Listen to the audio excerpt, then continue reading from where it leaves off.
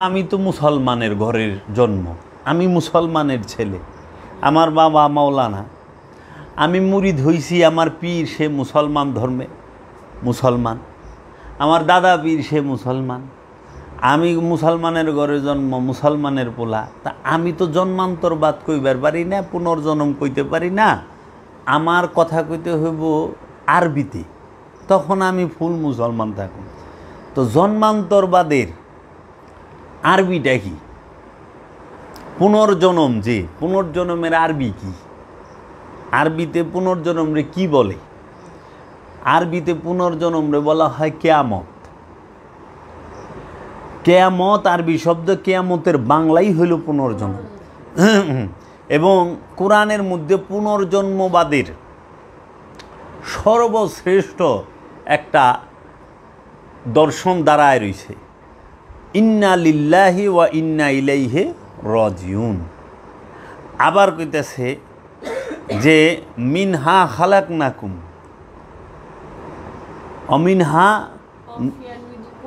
অমিনহা নুঈদুকুম অমিনহা নুখরিজুকুম তারাতান উখরা।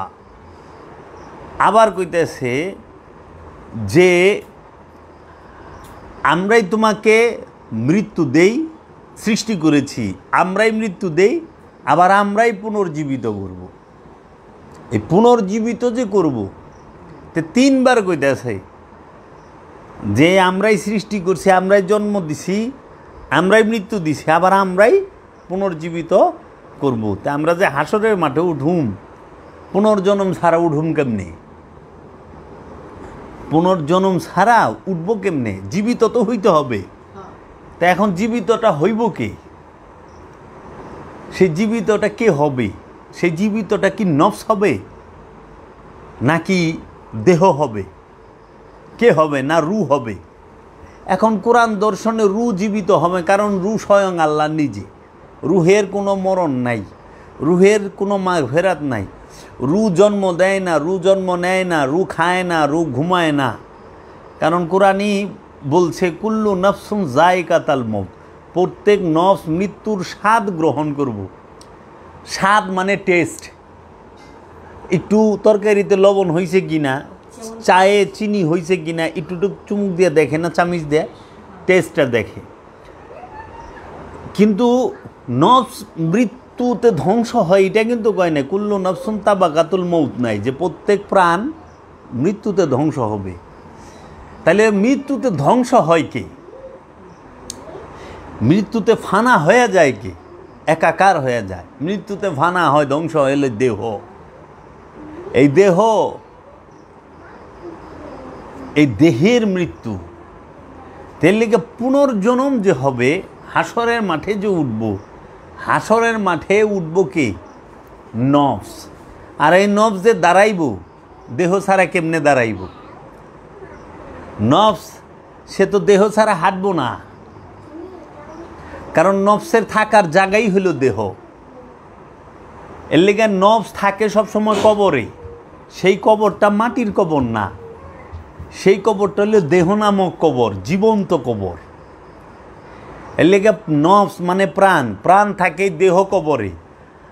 আর প্রাণ যখন এই দেহ কবর থেকে আলাদা হয়ে যায়, একটা বিকট আওয়াজের দ্বারা সূরা ইয়াসিনে কইছে ইনকানাত ইল্লা সাইহাতা ওয়াহিদাতান ফাইজাহুম জামিউল লাদাইনা মুহদারুন। ইনকানাত ইল্লা, একমাত্র একটা বিকট আওয়াজে দেহ থেকে নফসটাকে আলাদা করে দেওয়া হবে। সূরা ইয়াসিন স্পষ্টভাবে বলছে, একটি মাত্র রুনা নফস, একটি মাত্র বিকট আওয়াজে দেহ থেকে নফসটিকে আলাদা করে দেওয়া হবে। তখন এই দেহটির নাম নেবে লাশ। তখন এই দেহটির নাম হবে লাশ। তো এই লাশের জন্য একটা মাটির গর্ত খুঁড়তে হয়, 3.5 হাত লম্বা, পাশে যে 1.5 হাত পাশ, 3.5 হাত লম্বা একটা মাটির গর্ত, 2.5 হাত ঠাই গর্ত। এই কবরটা, মাটির যে গর্তটা, এই গর্তের ভিতরে যাইতেছে কিন্তু লাশ, নফস যায় না, প্রাণ যায় না। প্রাণ সহ মানুষ কি যায় ওই কবরে? প্রাণহীন একটা মৃতদেহকে মাটির গর্তের ভিতরে রাখা হয়, সেটাকে ধুয়ে পয় পরিষ্কার করে আতর লোবান লাগায়া কাফন দিয়ে পরায়া তার জানাজা দিয়া দোয়া খায়ের কইরা ওইখানে রাখা হয়। তো ওইখানে মাটির গর্তে যে 2.5 হাত খায়, 2.5 হাত গভীর, 3.5 হাত লম্বা, 1.5 হাত পাশ যে গর্তটা, এই মাটির কবরটার ভিতরে গেল হইল প্রাণবিহীন একটি দেহ, লাশ। ওই লাশটা ওইখানে কেন রাখা হইল? ওইটা হলো মেজাজি কবর। ওইখানে রাখা হলো এর জন্য যেন লাশটা পইচা গন্ধ না ছুটে, পরিবেশ নষ্ট না হয়, এইটাকে নিয়ে যেন কোনো পশু পাখি এরা টানা হেঁচড়া না করে, না খাইতে পারে, তার জন্য এটাকে একটা হেফাজত করা হয় ওইখানে রাইখা। হ্যাঁ, ওইটা হলো মেজাজি কবর। ওইখানে আজাব আছে, এটা মেজাজি মাইনেন। হাকিকিতে লাশের কোনো আজাব নাই।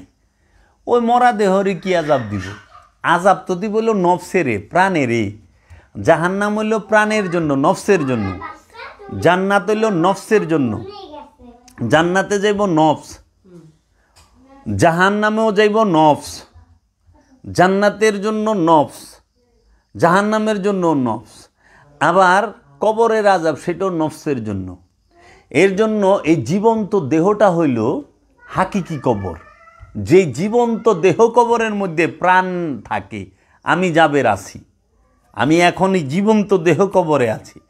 এই জীবন্ত দেহ কবরের মধ্যে যত প্রকার রোগ শোক যাহা কিছু আছে, সমস্ত কিছুই হইল ছোট বড় কবরের আযাব।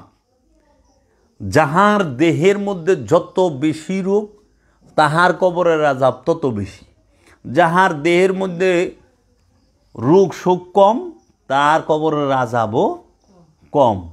এবং এই দেহ কাবাটাই হচ্ছে রহস্যের ভান্ডার। এর জন্য বারবার পুনর্জন্ম হবে, একাধিকবার কেয়ামত হবে। কেয়ামত হইলেই দেহ ছাইরা দিব। দেহ হইল প্রাণের পোশাক। যেরকম এই দেহের পোশাক, এই কাপড়টা, এই লুঙ্গি, এই গেঞ্জি, এই ফতুয়া, এইটা হলো দেহের পোশাক। এখন এই দেহটা খুলে ফেলাম, এই পোশাকটা, তখন দেহটা উলঙ্গ, তাই না? আবার এই প্রাণের পোশাক হইল এই দেহ। এই দেহটা হইল প্রাণের পোশাক, নফসের পোশাক।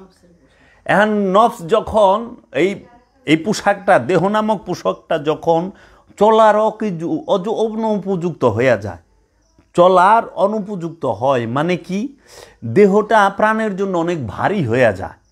দেহটা ঠিকমতো দাঁড়াইতে পারতাছে না, দেহটা বিভিন্ন রোগ সুগে একদম জর্জরিত, সে প্রাণের জন্য অনেক ভারী হয়ে যায়। তখন কি করে? প্রাণ দেহটারে ছাইরা দেয়। একটা সময় আছে খোদার দেওয়া, যার যে সময় হয়, সেটা জোয়ানকাল হইতে পারে, শিশুকাল হইতে পারে, বৃদ্ধকাল হইতে পারে, দেহ ছেড়ে দিব। এখন পোশাক এইটা। এখন আপনি দেখেন, আমার দেহটা অনেক পরিষ্কার, আপনার দেহটা অনেক পরিষ্কার, আপনার দেহটা অনেক সুন্দর। এখন আমি বললাম যে লতা দেওয়ান, আপনার দেহটা তো অনেক সুন্দর, আপনার দেহটা তো অনেক পরিষ্কার, কিন্তু আপনার ময়লা, পোশাকটা অনেক ময়লা, আপনার কাপড়টা অনেক ময়লা। তো মানুষের যেরকম দেহ সুন্দর, দেহ পরিষ্কার, কিন্তু ময়লা কাপড় পরলে কয় ময়লা কাপড় পরাইছেন কে? ঠিক মানুষের নফস হইল পবিত্র, মানুষের নফস হইল পবিত্র। এই পবিত্র নফসের সাথে যখন আমিত্ব যুক্ত হইয়া যায়, আমিত্বের প্রকাশ ঘটা যায় খান্নাসরূপী শয়তানের কামনা বাসনার, তখন কি হয়? এই নফস সে এবং দেহ, এই দুইটা মিলেই ময়লা হয়ে যায়, অপবিত্র হয়ে যায়। এর জন্য বাবা জাহাঙ্গীর বলছেন, সকল ধর্মের একমাত্র মূল উপদেশ, আপন নফস থেকে খান্নাসরূপী শয়তানকে সরাও, তখনই তুমি পবিত্র। কারণ নফস সে পবিত্র, নফস কখনো অপবিত্র না। এই দেহ 4টা জিনিস দিয়ে তৈরি। কি? বাতাস, খাক, বাত, আগুন, পানি, মাটি, বাতাস। খুব খেয়াল করবেন কথা, আমি বলছি দেহ 4টা জিনিস দিয়ে তৈরি। দেহ, আগুন, পানি, মাটি, বাতাস। আপনি দেখেন